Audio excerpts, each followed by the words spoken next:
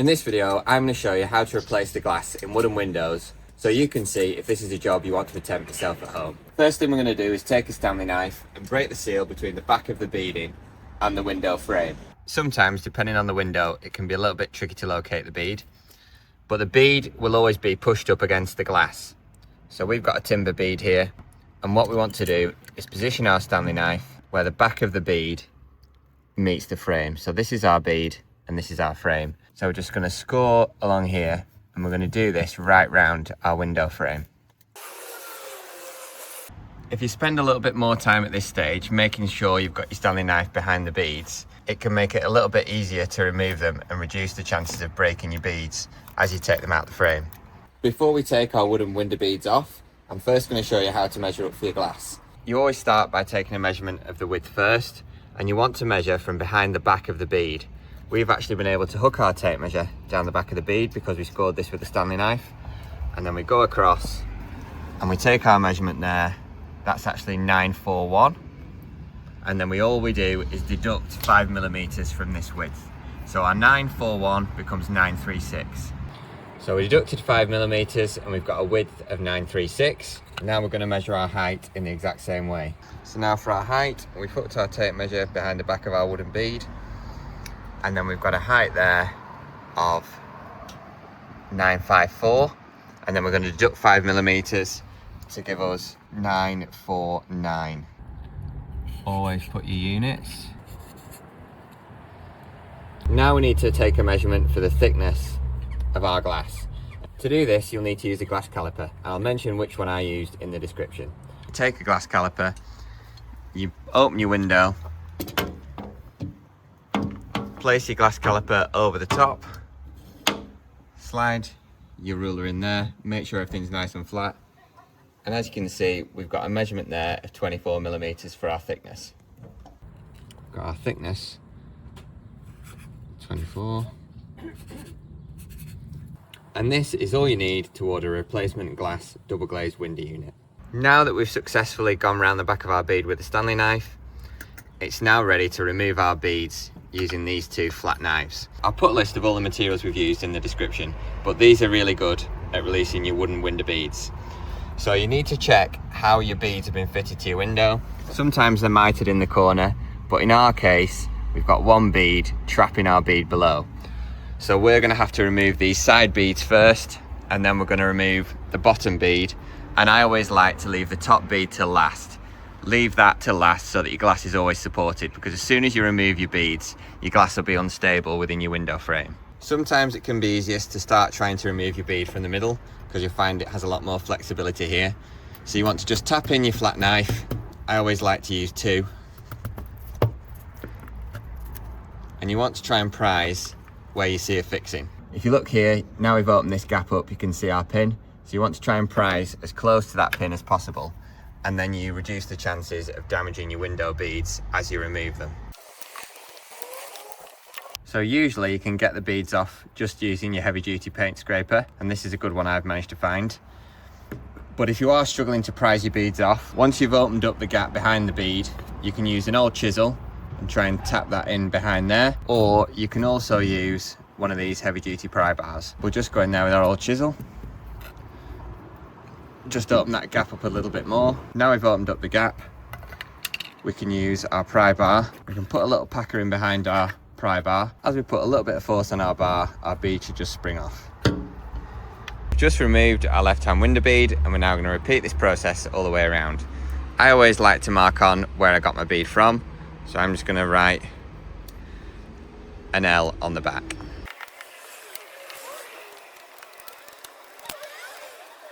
Now we've removed our top window bead, there's nothing holding the glass in place. So before we break our seal on the inside, we're just going to tap in a pin so the glass can't fall out. So now if our glass starts to fall forward at the top, it can't push past our pin. You want to do the exact same thing we did before on the back of the beads, but this time we're going to break the seal between the rebate and the glass. So you want to run your Stanley knife right round, go around all four sides to break the seal.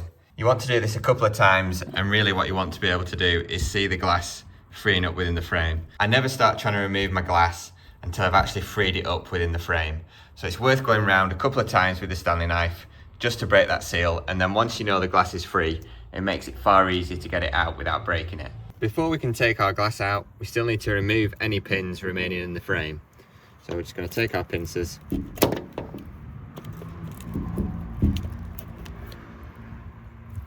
and remove our pins from our frame. While we've got our pincers in hand, we're also going to remove the pins from the backs of our window beads. I always like to pull my pins right through, and then it doesn't create any damage to the face of your beads.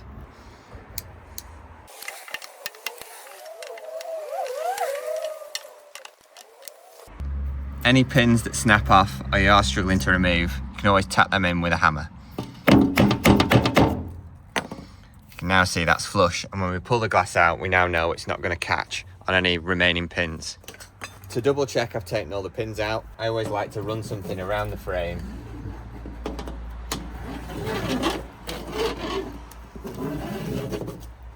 Now we can be 100% confident we've taken all our pins out of our frame.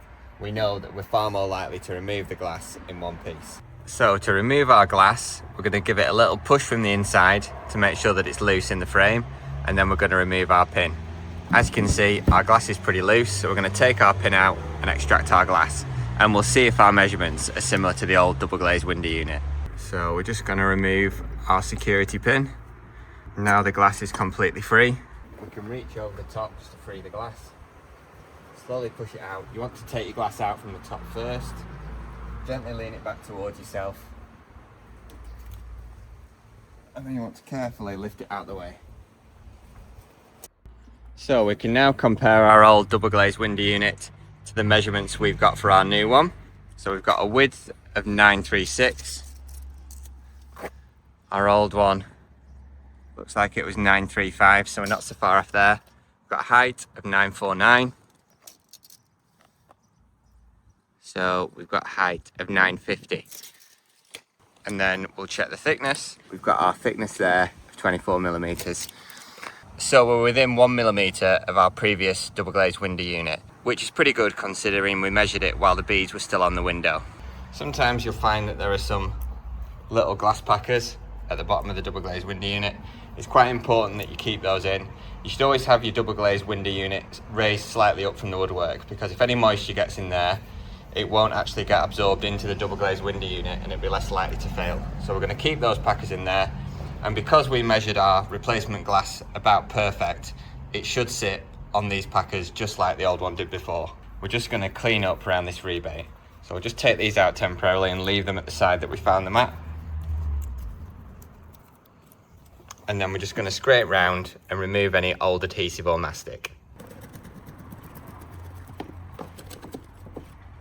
We're just going to remove all the old mastic or putty, and then once our rebate is nice and clean, we'll show you how to put your new piece of glass back in your wooden window. We've got rid of all the adhesive from in our rebate, and we've just sanded these edges a little bit because it'll be impossible to sand these once the glass is in. So make sure you clean out all your rebate all the way around, and then we're going to put our packers back in the corner. So we left 2 packers there, put them there, and now before we apply any mastic, we're just going to do a dry run to check our glass fits.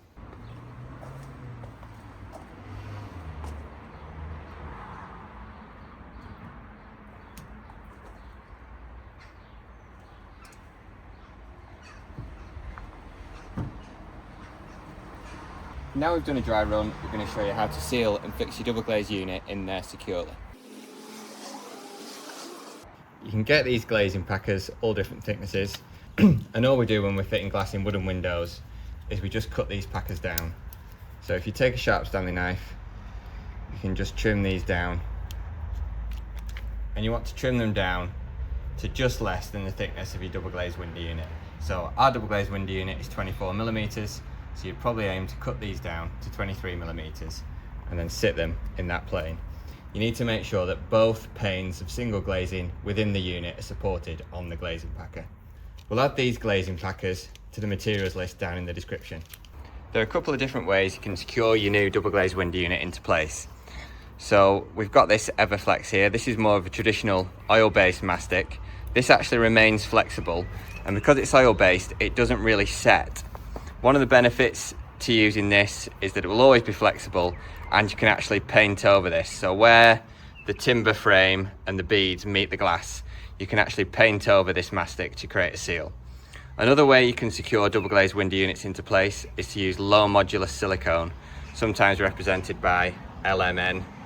So this is low modulus silicone. You can't use normal silicone because it can corrode the seal between the double glazed window unit. So if you are going to use silicone, I recommend getting low modulus. The only disadvantage to using low modulus silicone is that it can't be painted over. So just be aware of that whenever you're sealing in a window. You shouldn't really use a hybrid polymer like Fixall, even though it might seem like the ideal product. I've not seen many people using that. And I don't think I would use traditional OB1, which is also another hybrid polymer. But OB1 do make a paintable version of this, which does actually say it can be used for glazing applications, so that might be perfect. I think we're actually going to go with the modern way, which is use low modulus silicone. However, the Contract 115 would do just as good a job, and I'll probably use this in heritage applications. However, we're going to use low modulus silicone, which seems to be the modern way. When it comes to fixing your window beads back into place, the cheapest and easiest way is to use some pins. You should always make sure that the pins you use in external applications are sherrodized. So we've got some 30mm by 1.6 sherrodized pins here. And to prevent the beads from splitting, I've actually gone and bought myself a 2mm pilot bit. So if you've got hardwood beads in your window, I'd highly recommend getting a pilot bit, just so you don't risk splitting your beads in the corner. If you are replacing a lot of windows, it might be worth investing in a pin gun, because these come with galvanized pins so they won't rust. But whichever pin you use, you need to make sure they have some kind of weather protection. As this is the inside rebate, we're just going to run a thin bead of low modulus silicone around the inside. There shouldn't really be much water getting into here, so we're just going to apply a nice thin bead. We've got a nice thin bead of silicone running all the way along there. Now we're just going to go right round our frame with our low modulus silicone.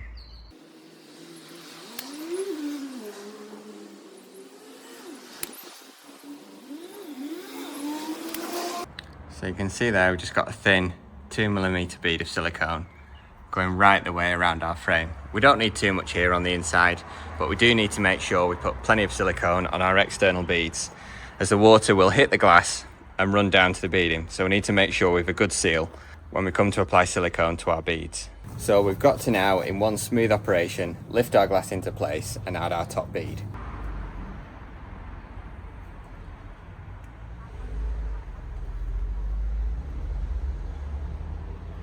Just want to equal your glass up within the rebate side to side. So we take our top bead, our silicone on.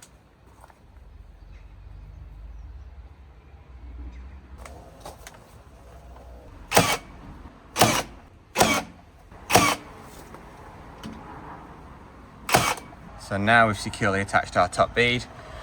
We're safe in the knowledge that our glass isn't going anywhere, and then we'll need to add our bottom bead first and then both sides. You can see there that our silicone just oozed out a little bit, and what we'll do is we'll wait for this to dry and then cut this off after with a Stanley knife. When we fit our bottom bead, we'll want to make sure that silicone oozes out all the way along consistently. The top bead doesn't matter just as much because it's not going to take as much weather. Now let's get the rest of these beads fitted. Make sure you take note where your sticker is on your glass. Sometimes this will state whether it needs to be glazed on the inside or the outside. So always pay attention to your sticker, because sometimes it'll tell you which way round your glass needs to go. If there isn't a sticker on your glass telling you which way round it needs to go, then it can be glazed on either side. If your packers do stick out slightly, just cut them back with a Stanley knife.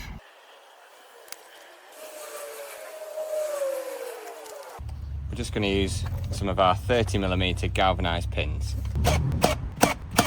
We've managed to get exactly what we wanted to happen along the bottom. We've got all our silicone to just ooze out slightly.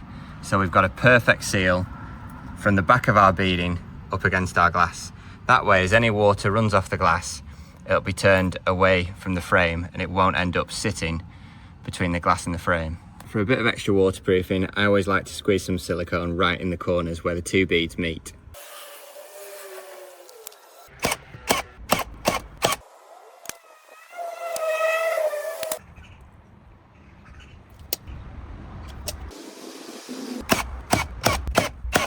You can see now we've got a nice seal all the way around the bottom of our window.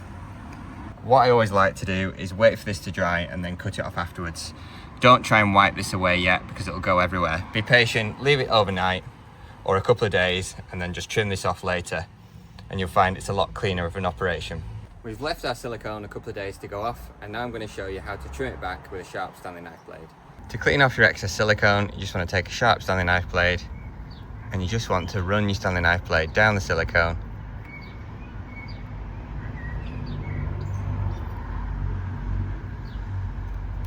And then you can remove all your dried silicone right the way around your frame, completely mess free. You can now see we've successfully peeled off all our silicone without creating a mess. All we've left to do now is fill our pinholes and give us a paint. I hope this video has shown you all the steps involved in replacing a double glazed window unit in a wooden window. If you found this video helpful, drop us a like, and if you want to keep updated with more useful DIY content, subscribe to the channel. Thanks for watching.